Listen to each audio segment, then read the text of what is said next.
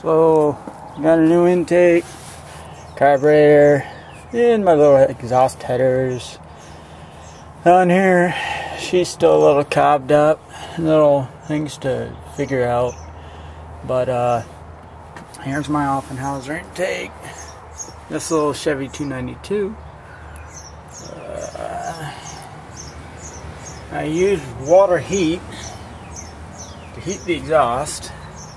Oh, 390 there, 390 Holley. Something hundreds of people done before. I'm just copying their setup. Use water exhaust. Yes, those are pipe fittings. I wanted to go 3/8 to 1/2 inch. That was the best way to do it. I could figure out. But they're leaking out there's just these little ports here. Let's see if I can show you. Let's see.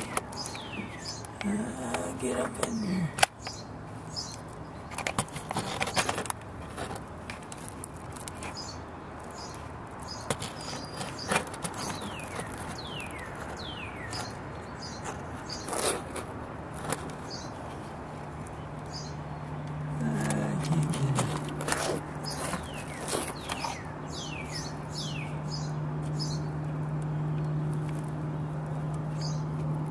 There's one. Alright, see that little port there? There's another one on the other side. And that's at the bottom of the intake here. And real close here, here's my exhaust. So yeah, those little ports, they're leaking.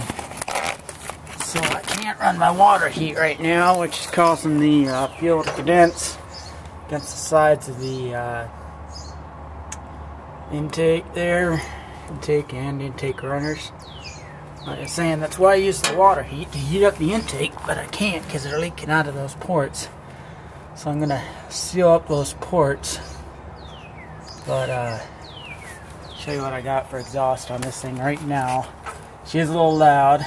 It isn't complete. I gotta get some more mufflers. But I'll show you. I got these headers, Colt headers. They're cast headers from Landon Stove Bolt. They're big units, real close together right there. I had to taper one of the pipes about 1/4 inch to make them both fit together, but they work. I also had to cut up my bolt there. See how tight that is? It's real tight. But that's 2.5 inch pipe, and then I got it going under here. And this is more maintenance than anything. I got her going all the way down there to some quarter mufflers, and then right out the back here, real easy, real cheap, nothing special. As you can see, I could drop my drive shaft, I could drop the transmission, well, I kind of dropped the transmission. Still need to remove that cross member. But all it takes to pull these out is taking those 4 bolts off, and it comes right, the entire exhaust pops right on out. Real easy setup. And this is more mock-up than anything. And she goes about 1/8 of an inch there. She's real tight right here, but tucks up in there real nice.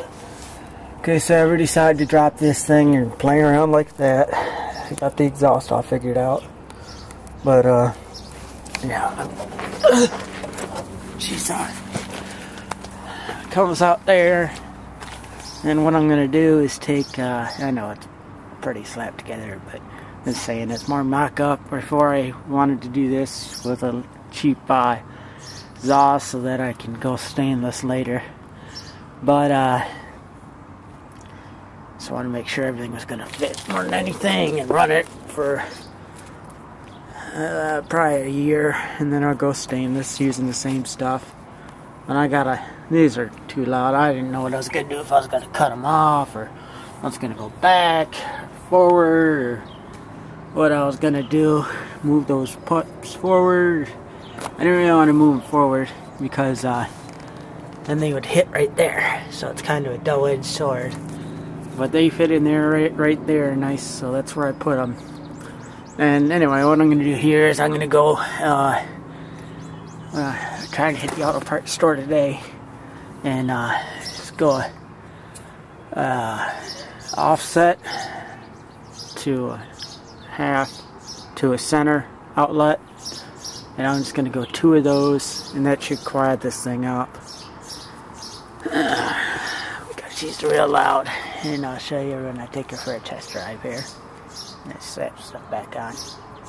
But yeah, she's popping because of that fuel. Plus, I got to play around with the carburetor just a bit.